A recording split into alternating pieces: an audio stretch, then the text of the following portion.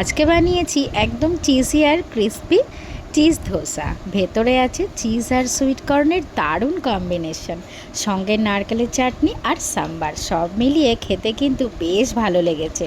Cheese লাভার হলে একবার try করতেই পারো। চিজি ধোসার জন্য প্রথমে 2 বাটি আতপ চাল, 1 বাটি বিউলির ডাল, 2 চামচ ছোলার ডাল আর 1 চামচ মেথি বীজ একসঙ্গে ভালো করে ধুয়ে 5 ঘন্টা ভিজিয়ে রাখলাম।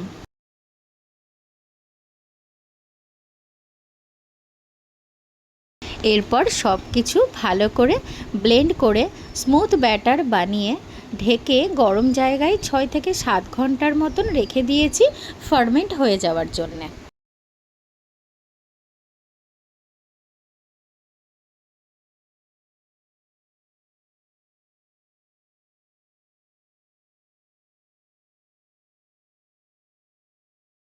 ছয় সাত ঘন্টা পর দেখো ব্যাটারটা কত সুন্দরভাবে ফুলে উঠে ফার্মেন্ট হয়ে গেছে।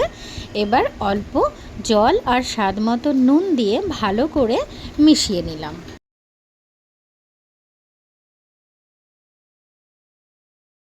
এবার তাওয়াতে সামান্য তেল ব্রাশ করে একটু জলের ছিটে দিয়ে তারপর একটা কাপড় দিয়ে ভালোভাবে মুছে নিয়ে ব্যাটারটা দিয়ে পাতলা করে ছড়িয়ে নিয়েছি।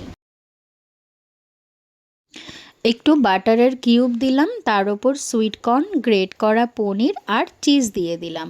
ওপর থেকে একটু চিলি ফ্লেক্স ছড়িয়ে দিলাম। নিচের দিকটা সুন্দর গোল্ডেন হয়ে এলে ধোসাটা মুড়ে নিলাম।